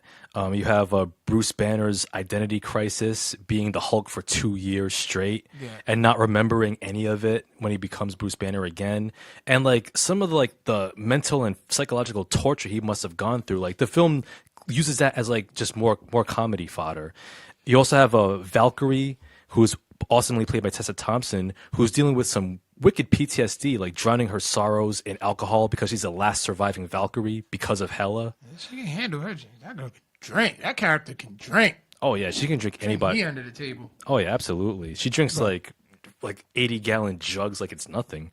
Then you have like the aforementioned death She of kind Odin. of like it. She's been, of course, she was catching like a lot of backlash for that. For what? For drinking? No, for playing Valkyrie. Oh, because she's Because black. Valkyrie, yeah, because obviously Tessa Thompson was black. Oh yeah. The character Valkyrie is a blonde-haired, blue-eyed white woman. Yeah. So I mean, that comes with the territory. She still like nailed it. Absolutely. And to those racist ass fans, get with the times, people. It's 2017. We're almost in 2018. But yeah, Tessa Thompson, shit. like I say, she kicked ass in her role She as did, Valkyrie. definitely did. Like that's what I'm saying. And then what did you think of Jeff Goldblum? Jeff Goldblum, man. Because you gotta love Jeff Goldblum. He was Jeff Goldblum. His character was the Grand Master, but it was basically Jeff Goldblum playing himself. Yeah. Like at his most Goldblumiest. Like it was like Jeff Goldblum, like he knew what type of movie this was, so he decided to play a caricature of himself. Yeah, that's what. Yeah, and it seemed like it worked. Yeah, It worked for me. it did. It did. Like for him, like he nailed all of his scenes, and despite the fact that like there was a conflict between like the comedy of the film and the serious tone of the plot itself, like he still made it work. Yeah, so I mean, I can see where your gripe is to it. It's like the balance wasn't quite there. There was a little more comedy than it was seriousness. To what the story was. Like I do see it. Like it wasn't quite balanced. Yeah. But yet still entertaining. There was still there was still things that worked. Like for instance, this is actually one of the Easter eggs when Hulk jumped out of the spaceship. Yeah. And we're expecting him to land as the Hulk. But then just Oh, he splats like there's a scene in the climactic action scene where Hela she summons her giant Fenris wolf like to attack a Heimdall and all the retreating Asgardians that are trying to escape the planet or the realm rather, and then Valkyrie's gunning the wolf down, but the bullets have no effect. I want to see more of Heimdall. I do too. Like, I mean, I don't think Heimdall's not big enough to get his own movie. But like, I don't know, I just want to see more of him. Maybe like if there's gonna be like a Thor 4, or he's probably gonna have a slight role in Infinity Wars. But like, yo, I never realized how much of a badass character he was. Yeah, I mean, when you cast somebody like Idris Elba, I mean, you got to give him more to do than just like standing at the Bifrost guarding a sword. Right. Yeah, I mean, I thought it was great seeing him kick ass more than Definitely. he did Yo, in the definitely. previous I two. was like, good shit. Like, Yeah, but yeah, like I will say like that was one, like getting back to that scene that I was talking about, like that was a genuinely funny scene that I actually got a chuckle out of where Valkyrie's shooting the wolf, the bullets have no effect, and Bruce Banner's like, well, I know what to do, and like, watch me. He jumps off the ship, you expect him to turn into the Hulk, but all of a sudden it's like a Family Guy pratfall. Right in front of the wolf, and the wolf just like is like sniffing him. and you get the Yeah, like first of all, like how he's not dead, we'll never know. But he's He's got the Hulk inside of him. yeah, so I guess that protects him. Comic book physics, I suppose. Marvel Yeah. physics. Yeah, Comic book physics. yeah. But yeah, that was a genuinely good laugh. But You know, like I said, They- like yeah, go on. There was a lot of those points. There was a lot of those points, like the battle between Hulk and Thor in the Contest of Champions. Yeah, I actually had a good laugh at that. Like I said, like I mentioned before, the banter between. hmm Oh yeah, we still it. yeah, Yeah, the banter between Hulk and Thor. yeah. Oh, like there was like when Hulk's nude scene. oh yeah, you see green butt cheeks. Yeah, You but see that. he's like, wait, you're naked. Wait, It's- I see. It's in the brain now. It's in my brain. Like you know what Thor saw, so that's all you need to know. Yeah, exactly. But the Contest of Champions, that was actually a genuinely fun scene, especially like in the beginning where Loki, he's just cringing in his seat because he has flashbacks Yeah, flashback. of what Which is Hulk another did to Easter him. egg that I'll get into. Yeah, and then you see them going at it in the arena, and how that ends, and I did appreciate the characterization of the Hulk because he's basically like a big green kid, like, Yeah. with like just like a little temper tantrums here and there. Afton says Hulk has a great ass. Well, okay. Eye candy for the ladies. Anyway, so yeah, I mean, I did enjoy their banter, especially when Mark Ruffalo does make an appearance as Bruce Banner, and you see his camaraderie with Thor, especially like his password on the Quinjet, password as strongest Avenger. Yeah. Yeah. And then Thor's was Point Break. Point Yeah. Break, which was a movie, another Easter egg.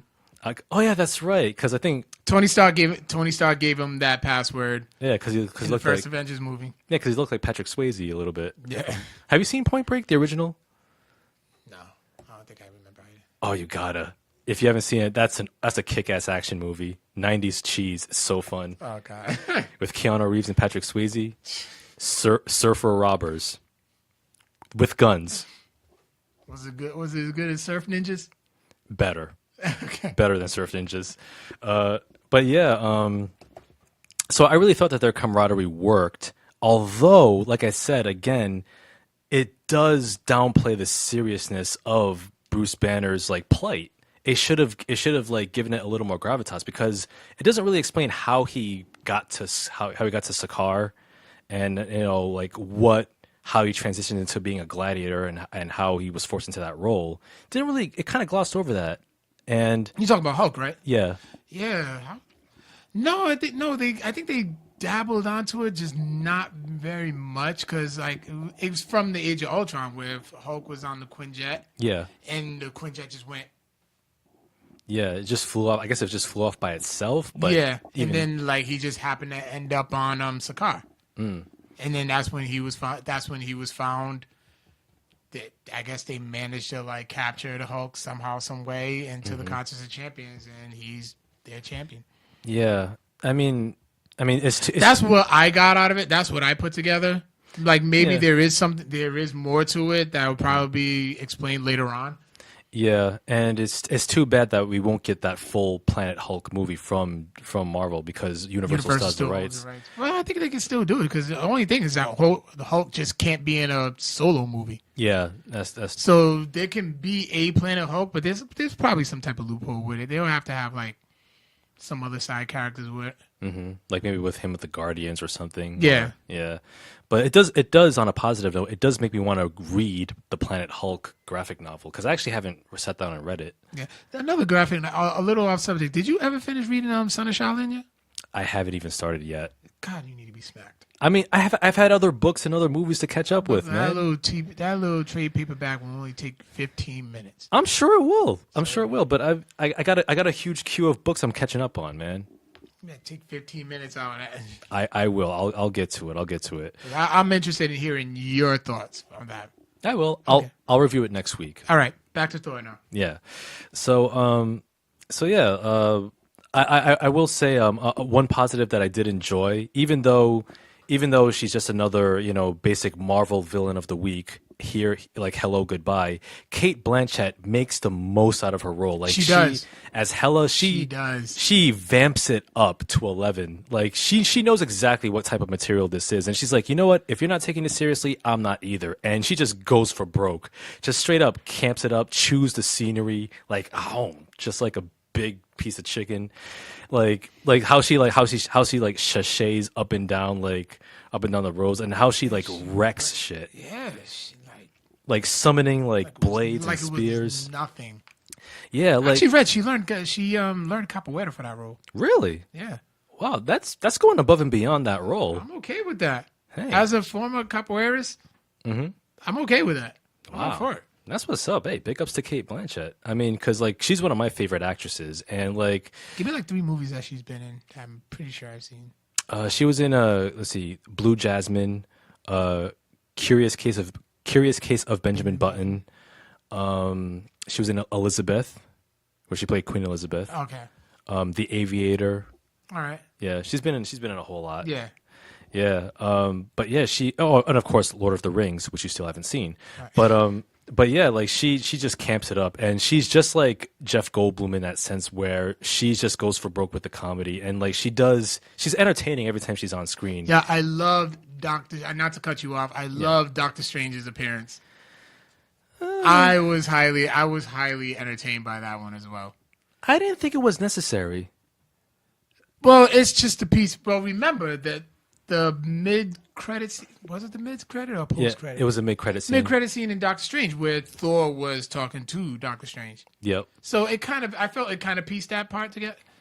That together, it's bringing everybody together because what? Infinity Wars is what? This February coming up? This May. This May, yeah. Yeah. Black Panther's February. Yeah. I mean, I think it's starting.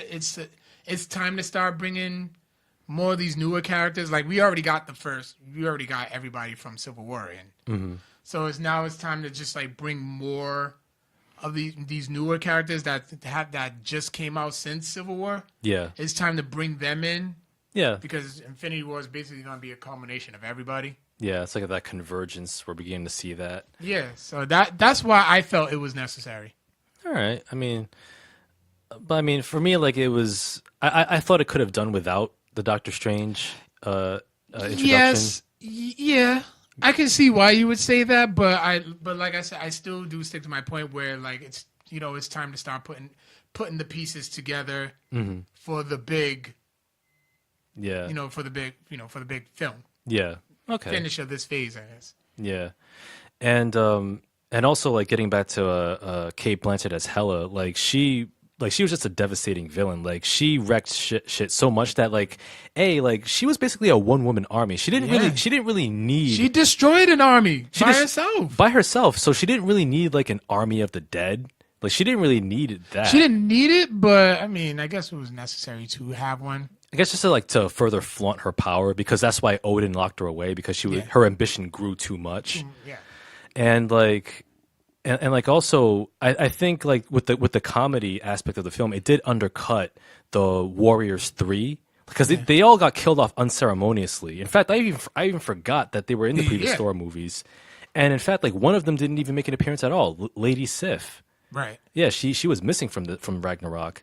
So I will say that like even though like the last member of the Warriors 3, I forget. I think his name was like Hogan. Like I was gonna say Horong from like Tekken, but like similar name. I think it was Hogan. Is it? I don't think his name is Hogan. Hogun? Oh, Hogan. Hogun. Yeah. Like Rhode Island accent. yeah, him. Like he did have a last stand. Like he did go out, but even though like he went out like a G, I suppose, but because his character, like the rest of the Warriors 3 in the previous Thor movies, didn't they got very little development. So I didn't really feel too much of an emotional impact when he died by Hela's hand. So when I saw Hela summon that spear right through his chest, I'm like, okay. So that's it. Okay, moving on. And that kind of shows how the supporting characters in the original Thor movies got the short end of the stick, where they could have been developed way more than they were. And if they were, then perhaps Thor Ragnarok could have had a little had a much better balance of the seriousness and the comedy. But that was just one thing that kind of bothered me about that. Let's see. What are some other aspects that you like about Thor, That I liked. or disliked, or something? Yeah, that some stuck out? other aspects from Thor. Oh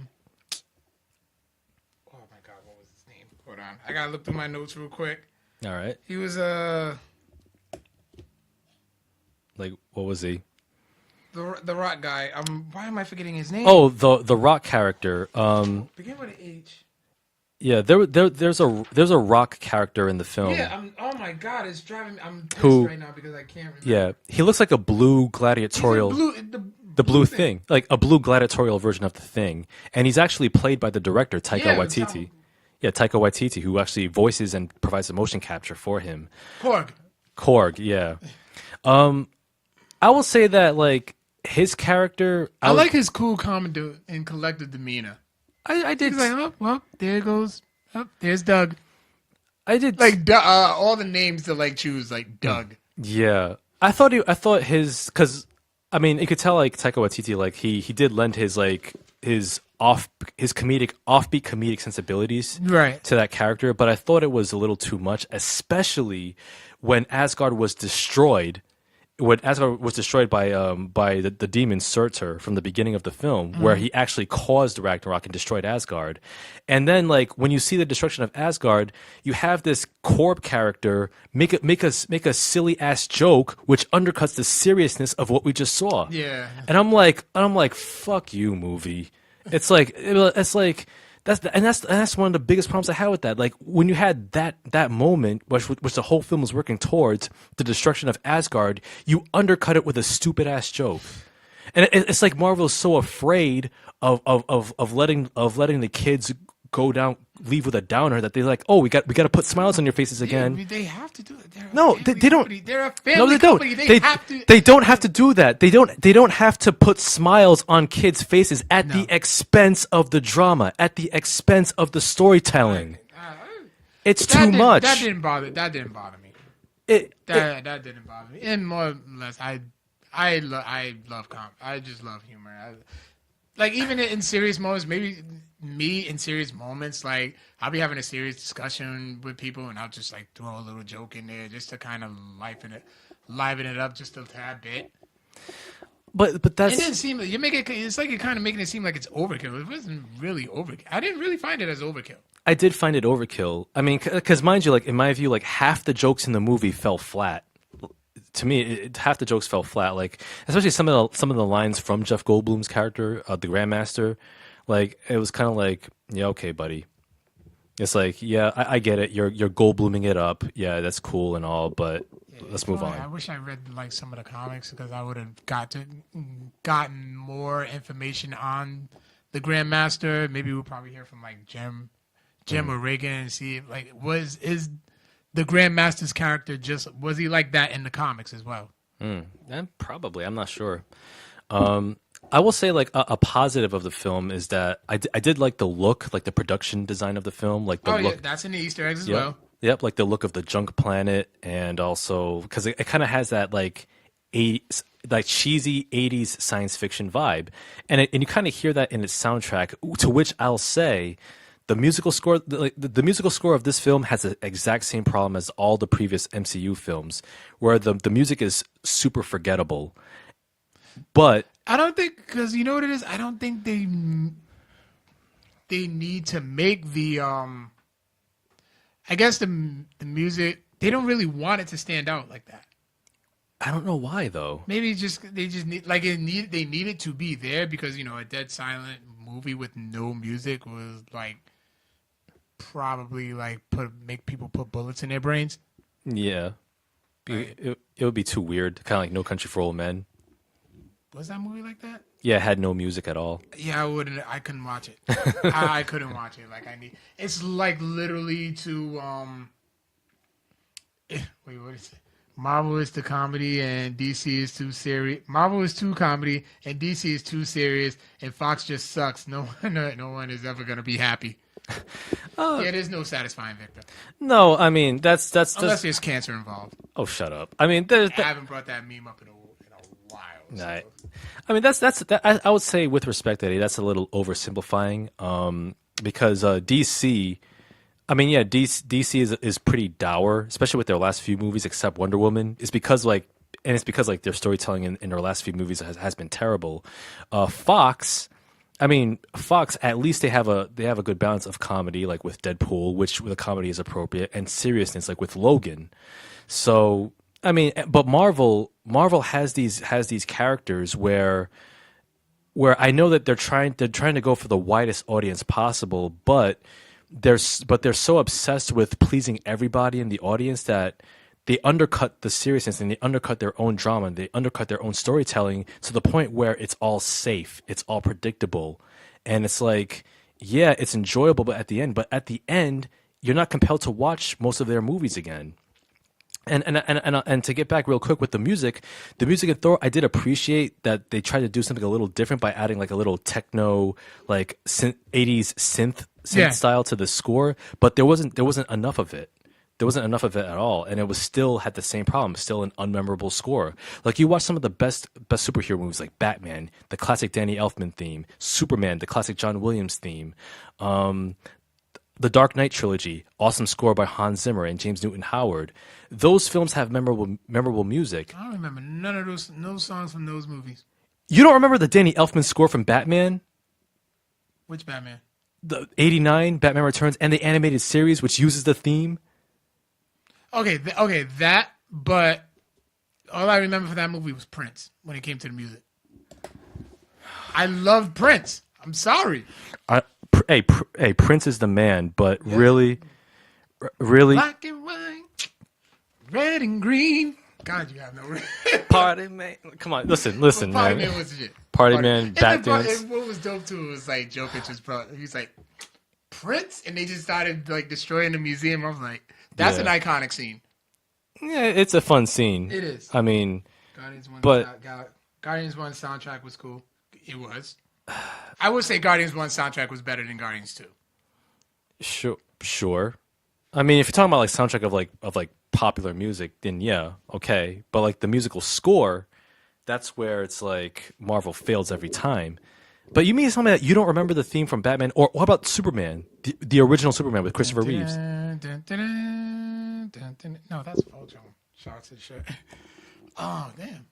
This motherfucker. This brain just blew up pretty much.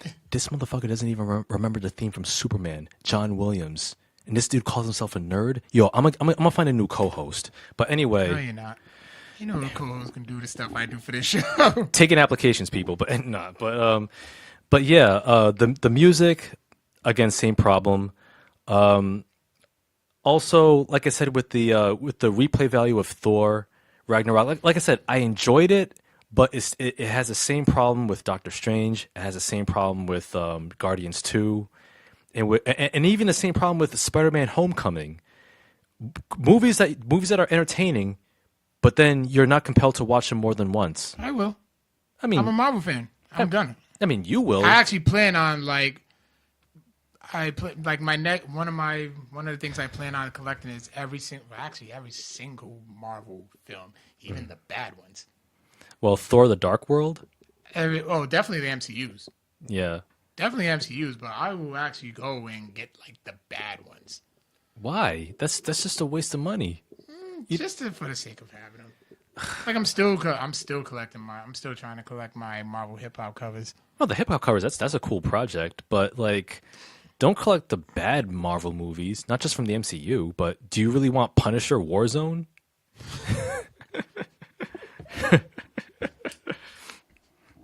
I mean, let's. You got to draw the line somewhere. But we'll think about it. Yeah. I know definitely MCU. Like definitely MCU. But yeah. I don't like. Okay, maybe I'll think about some of the bad ones, like Fantastic Four. You don't want Fantastic Four. But I always bet. Have you seen the new Fantastic Four? No, I still haven't seen that. I still gotta have my bad movie day. Don't. I know. I told you I'm gonna have a bad movie day. Godspeed, man. Where I'm gonna watch the prequel Star Wars trilogy.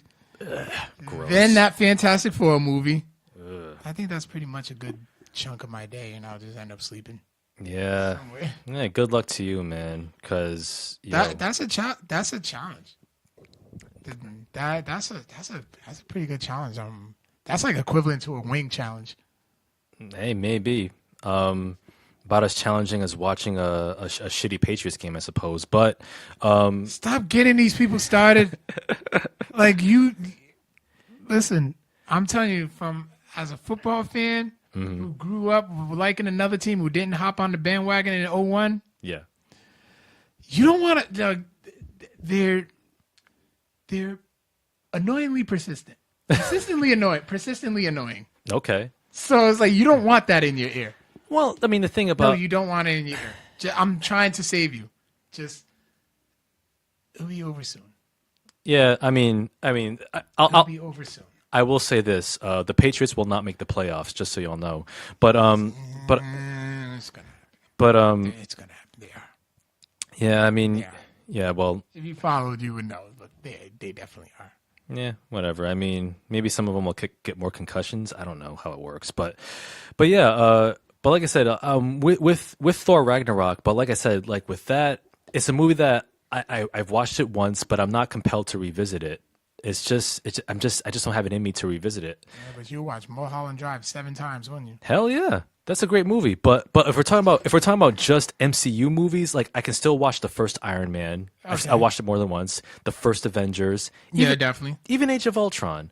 All the Captain America movies, they're the best ones in my view in the MCU, especially Civil War. That's the best one overall. I would probably say that, you know what? That's going to be the question of the week. But keep going. Okay. Ant-Man, still very enjoyable, even though it still has that same, Yeah, the same formula. formula, but it has enough unique charm in it that I can watch it again. But Doctor Is it Strange, because Paul Rudd reminds you of Maurice? well, I mean, no, I mean it's just a fun movie. It was. Like, but Afton said you're a douchebag. how am I a douchebag? How am I a douchebag? How? Because of that Patriots thing. I told you to leave it alone. See that's I told you to leave it alone. That's an example. Stop keeping it going. Don't keep it going. That's no. that's an example Don't. of how Patriots fans are sore winners. That's all I gotta say. But Can we move on to these Easter eggs? yes, let's get into some of the Easter eggs from Thor because I know you got. Yeah, this is a lot. I got 3 pages worth, so I'm trying to get through. I'm gonna try to get through these fast. Yeah. So let's start off with the Led Zeppelin "Immigrant" song. Okay. Yep. All right. Now the lyrics that they used constantly throughout the movie and in the trailers was, "The hammer of the gods will drive our ships to new lands, to fight the horde, and sing and cry, Valhalla, I am coming." Basically predicted the end of the movie. Oh wow, did not know that. So me neither. So the song really does fit the. Yeah, fit the it movie. does. Now you got. Okay, there you go. Yep. See, now you're getting hate. Oh, Vic's such a hater. Is that what she said? You're a hater, and you know what you said. And you're an ass face. Ooh. We'll let you read that one later. You read it. All right, next one. Now the play on Asgard. That little scene in the beginning of the movie. Yeah. Okay, where Loki apologized for turning Thor into a frog, which actually did happen in the comics. And the actors in the play was who played Thor. Well, fake Thor in the movie was Luke Hemsworth. Okay. Which was Chris Hemsworth's brother. Yep. Matt Damon played Loki. Yeah, that was a surprise. I didn't even notice that until I saw the Easter egg. I'm like, wait, oh shit, that was Matt Damon. Yeah. And Sam Neill. That was Sam Neill. Sam Neill played fake Odin. I thought it was Liev Schreiber. No, that was Sam Neill. Wow. Okay. That makes sense. That was actually the first film that Sam Neill and Jeff Goldblum were in together since Jurassic Park. Oh wow, that's right. That's pretty cool. That's a pretty dope Easter egg. Yeah. And plus, Sam Neill, he has that connection with Taika Waititi because he was in his last movie, Hunt for the Wilder People. That was it. Yep. Okay. Next one. So when Thor was on Earth, his hammer was disguised as an umbrella, and then to change it back, he would tap it twice. Okay, that was actually in reference to the earlier comics in Thor, where when he was his alter ego, Doctor Don Blake, he would tap his cane on the ground twice, and then he would turn back into Thor. Oh wow. Okay. All right, so Victor plays Asgard. How juvenile, Afton. Are we in 7th grade? Grow up. Get your life. Girl, bye. Move on. You asked for this. You asked for this. I told you not to, but you asked for this. I'm keeping silent. I'm enjoying these Easter eggs. You know. All right, what's that? All right. Now there was some foreshadowing with their shirts. Okay. Okay, and while Thor was on Earth, Thor actually wears green. He wears green and purple, foreshadowing his battle with the Hulk. Because what colors are significant with the Hulk? Green. Green and purple. Yep. Okay, where Bruce Banner, he wears a Duran Duran shirt with their album cover Rio, which contains the song "Hungry Like a Wolf," which foreshadows Hulk's battle with The Hela's Fenris. giant wolf. Yeah, the Fenris wolf. Yeah. Yeah. Okay. All right, Doctor Strange is actually wearing the Eye of Agamotto. In his own film, if you remember, that he puts it away because he wasn't ready to wear it. Yep. He's wearing it now, and apparently it looks like he's mastering the mystical arts. Yep. The Sorcerer Supreme. Right. So then, all right. Next one. Odin was residing in the Shady Acres home. Yep. That is actually Shady Acres is actually commonly used throughout Hollywood, where it was used in Ace Ventura. Mm-hmm. You remember that was the mental institution that that Ray Finkel was in, and he checked himself in. Right. Yeah. Okay. South Park used it as a retirement home, as well as Happy Gilmore, and in GTA Vice City. Yep. That's right. It was in there. Okay. Valkyrie, Tessa Thompson's guy, was actually known as Scrapper 142, which was in reference to her first appearance in Incredible Hulk number 142. Oh, nice. All right. What's up, Anna? Where's I? Okay, while Thor was in the tunnel when he was getting ready to meet the Grand Master, the song "Pure Imagination" from Willy Wonka was playing. Was it? I'm surprised I didn't even notice that. Yeah, I'm surprised you didn't either. No. And just like in Willy Wonka, where they're going into the tunnel while the song was playing, it starts as something very pleasant, but then it turns into something completely awful. Oh, like a Dallas Cowboys game. No, not at all, because we've been winning. Okay. All right. Yeah. So yeah.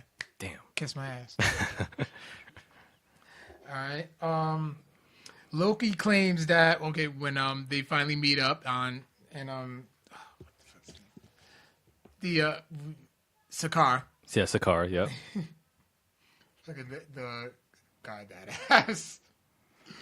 Oh man. Okay. Loki claims that Thor was adopted, which was said by Thor in their first film. Yeah. Thor actually said that Loki was adopted. Yeah, he also said that in the Avengers. I believe so. I think it was the first Avengers film. Yep. All right. Okay, so Korg offers you actually may like this one. Yep. Okay, Korg offers Thor a 3-pronged spear, a wooden spear that kills vampires, if the three of them were together. Mm-hmm. That's actually a reference to Taika Waititi's film, What We Do in the Shadows. Oh, that's pretty clever. Right. I dig that. Yeah, I love finding these Easter eggs. Because you're like, oh, shit. All right. Okay, the Grand Tower. The Grand Tower in Sakaar. Yep. And if you noticed it gave tributes to the past champions of the Grandmaster's Contest of Champions. Yep. Where you saw the Hulk's face. Yep. But also the other ones that they actually pointed out were Man-Thing, By-Beast, Beta Ray Bill, and Ares. Oh, okay. Nice. Grandmaster calls Hulk astonishingly savage, which is in reference to the Tales of Astonished comic series where the Hulk makes frequent appearances at.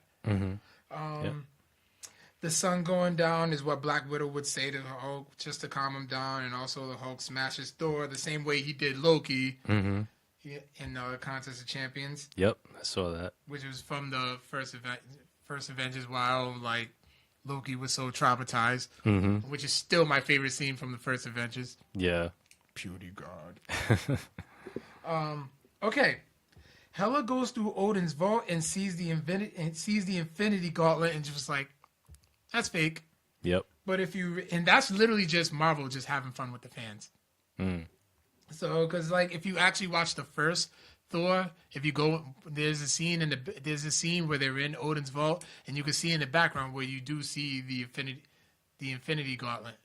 So that's just. Oh yeah, and then there's also that I think it ties into the Age of Ultron where Thanos is like, well, Thanos has has the real one. Yeah. But Odin's fault, it's a fake one. Oh, so I think that might have been like a little plot hole that they resolved. Yeah. Okay. All right. So, but like I said, Marvel's just having fun with us, Yeah. as they tend to do. Yeah.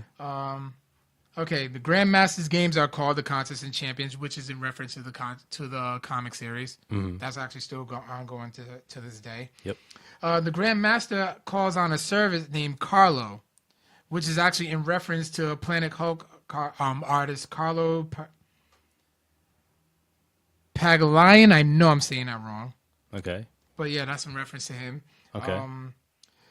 Funny how you was mentioning how, like, you know, the set, how it was all like 80s retro and stuff. That was actually a tribute to legendary artist Jack Kirby.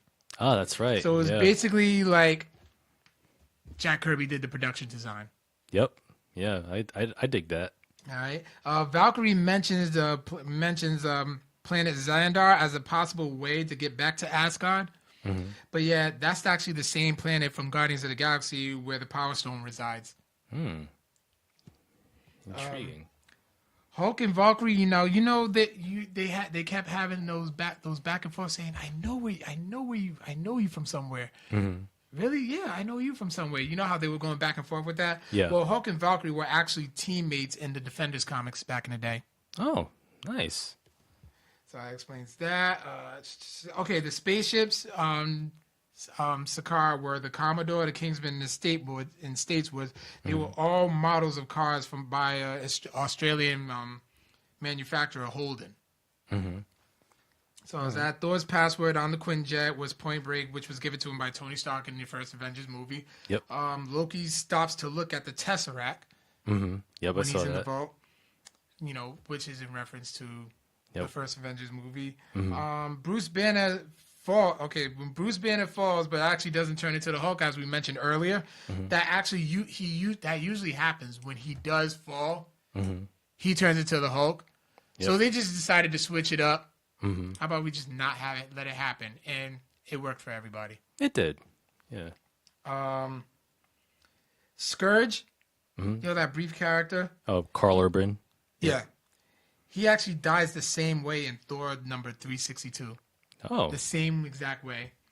Oh, dual wielding the AKs. Yeah. Yeah. Des and Stroy. Yep, Des and Troy. Oh yeah. Yeah. Put them together and they destroy. I'm like, that's some fucking dad joke.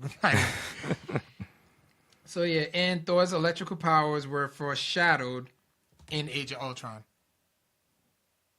If you think back, he was getting ready. I forgot exactly which scene was it. Maybe I think it was towards the end, where Thor was almost getting ready to use his electrical powers, but didn't quite do it. I have to watch that again. I would have to watch it again because I was surprised on that one. But yeah, that's pretty much it. Wow, I went through those pretty fast. Wow, lots of interesting Easter eggs for sure. So I mean, I'll give Thor Ragnarok and that score, credit for the cleverness of interspersing those Easter eggs. But yeah, overall, what's your overall opinion of Thor Ragnarok? Your final word? Let us know. Email us at codexprimepodcast@gmail.com, in which somebody did. Yep. And I was just asking you, Carl, like what your final verdict of Thor is. I definitely say go and watch it. I almost said destroy because I was reading the screen, but like go watch the movie. It's very fun, very entertaining. And it starts to piece everything together, which is going to lead up to Infinity Wars. Yeah, I mean, if you're at this point, if you're invested in the Marvel Cinematic Universe, if you've watched all of them, then you might as well give this one a look-see. I'll say, like, for me, it is entertaining, but for speaking from myself, it does suffer the similar problem with Doctor Strange, Guardians 2, and Spider-Man: Homecoming, in which you watch it once and then you're not compelled to watch it again. So for me, it doesn't quite have that replay value. I think it leans way too much with the comedy. But that being said, it's not a bad movie. It could have Not been at all. it could have been handled much better. I can say that. I can give it that. But But I still enjoy. It's definitely enjoyable. yeah, It's actually worth the ratings that it got. I think it's rated too high. I think critics are a little giving it a little too much praise, a little too much credit. I don't think it deserves like a 90 something on Rotten Tomatoes. Is that what it got? Yeah, it's like over like 95 or something. It's not. I'm okay with that. I mean, I give it like an 83, but that's just me. Yeah. You. Yeah. But speaking of emails and Thor, our resident supervillain, Yeah, John there he Haponic. goes. John Haponic has emailed his thoughts on Thor Ragnarok. Oh, this is gonna be so good. Subject line reads Thor Ragna blah. Of course. I guess if I saw my homeworld being destroyed with friends and family behind me, a good joke about the Foundation would make things all better. See, this is now. I wish you didn't read. See, you read that. You read that ahead of time. I bet you probably forgot about that part until you read that email. Yeah. Thor's dab into comedy got old really quick. Again, whatever emotional value completely disappears at the end. Loki and Thor's relationship was wasted. In all honesty, I did not hate Thor Ragnarok, but I don't plan on watching it ever again. Wonder Woman is the current standard as a comic book film for me, with its action, comedy, and emotional reach. My biggest gripe is again with another weak generic villain. Where exactly did Hela's weapons come from? Were gnomes building those inside her cloak really fast? At least tell me her power is focused on shadows or emotional pain, but seeing as how she defeated Asgard's army, she didn't seem to need those undead guys. I'm probably overthinking a ridiculous cosmic entity's power, but her strength doesn't quite match up with Loki and Thor being bullied by random people like Doctor Strange, Valkyrie, and Electronic Taser. Don't worry, my expectations are low for Justice League, but it'll still probably be better than Thor Ragnarok. Highly doubt that. Resident villain John Haponic. Well, thank you, John, for your thoughts on Thor Ragnarok. So I guess we pretty much are on a similar accord with this movie. Although I will say that I was vindicated by John Haponic when I visited him in Houston a couple weeks ago, where John has finally admitted to me that Batman vs. Superman is in fact a terrible, awful film.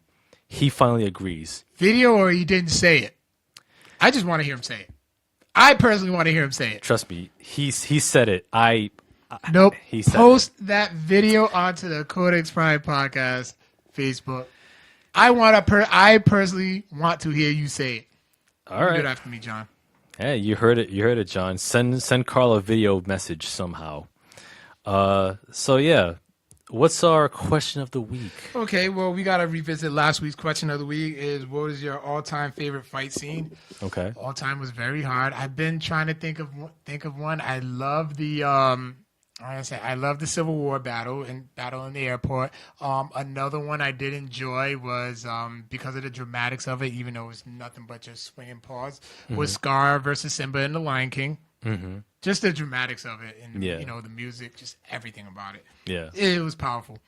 So, and you said I said The Raid 2. Oh yeah, that entire movie, of course. Yeah, the whole movie. Not in Crank, the first one. Now Crank 2 is way better actually.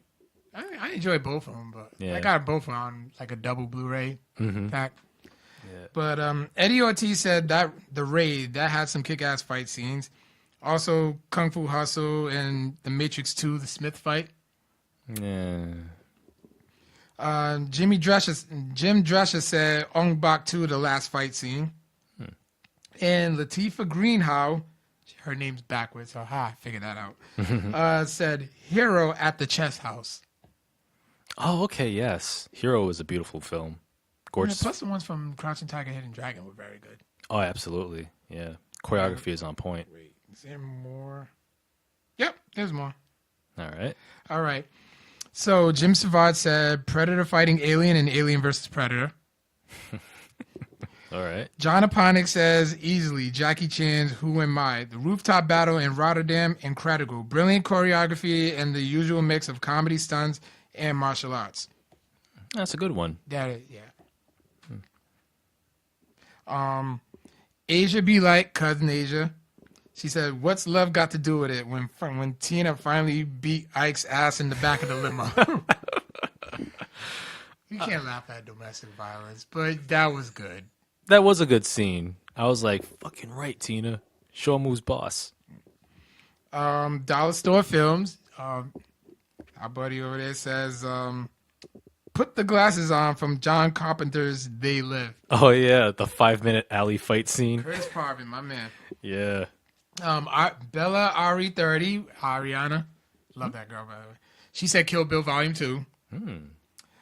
Jessica Concussion, Inception when Joseph Gordon-Levitt fights Zero Gravity and a bad guy. Oh yeah, in the rotating corridor. Yeah, I was thinking about that. Yep. And the FMK show says The Raid ending 2. Yeah, the last fight scene was epic. Yeah. Oh, all right. So this week's question of the week. Name a game that you loved but never finished playing. Never finished playing, but game that I love. Man. I gotta think about this one too. I would. Never finished playing. You know what? Grand Theft Auto Vice City.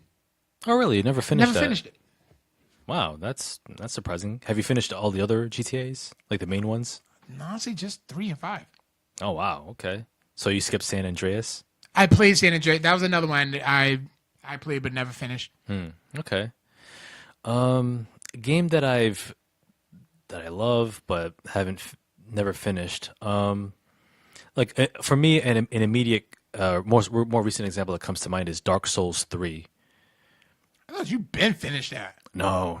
Like I bought that last year, but I still haven't gotten around to finishing that game. Like, cause I kind of put it on the back burner for to play other ones. So yeah, that's my answer. Dark Souls 3. Oh, and Horizon Zero Dawn. Oh man, you got to finish that game. That game is beautiful. It's like you can't. Sometimes there was like some parts where I just could not I couldn't play it because I was just in awe of the graphics. Mm-hmm. Yeah, I mean the graphics. I would get so distracted by that. Yeah, the graphics are incredible, breathtaking work of art. What about Resident Evil 7? Have you finished that? Nope. I was getting so no. Resident Evil 7 was rage quit. That was rage quit. That was rage quit. Did you play on normal? Yeah. And that was rage quit though. You got to power through that game. That game is a shit. Eddie says Black Flag. Black Flag. I'm not familiar with that one. I know that's the name of Henry Rollins' band, but that's all I know. So yeah, those will be up on our on our social medias within a day or so. Yep. You can find all of our episodes on Facebook Live, as well as SoundCloud, iTunes, Google Play, and YouTube. Yep. Leave us a 5-star review on iTunes as well to help us move up the ranks. And also, December 2nd, Codex 100 at Rocco's Comics. And what's the address? 182 Academy Avenue at 1 o'clock. Yep. From 1 to 3 p.m. So just come through, buy some comics, and just join in on the show. Join in on the episode. This is your chance to actually get behind one of these mics and just shoot the shit with us. And also, we will be at Rhode Island Comic-Con this weekend. So we're going to be doing the same thing that we did last year. We're going to be checking out some of the panels. We're going to be highlighting a whole bunch of cosplayers. Going to be, just so come through. I'm going to be decked out in my Codex gear. I usually don't cosplay on. Yeah, I'll do the same as well. Comic-Con, we're going to be all up in that. Are you going to be for all 3 days or just Saturday? No, I'm just going to be there for Saturday. Saturday? Okay. Yeah, I'll be there for the 3 days. Well, 2 days because I'm going to skip the Friday show. Right. But yeah, we're gonna be there. So that's going to be our main topic for next week's podcast, talking about Comic-Con. And so if you happen to be in Comic-Con and you run into either one of us, just say hey, what up? Hey, say hey, take a picture, whatever. We good. Just come kick it with us. Yeah, absolutely. It's gonna be a great time. Absolutely, fun for all, and I'm Mr. Fun, as you all know. Are you now? Yeah. Of course. Y'all know. But yeah, thank you all so much for joining us tonight for the Codex Prime podcast. Thank you for watching. Thank you for listening. Join us next week. Same Codex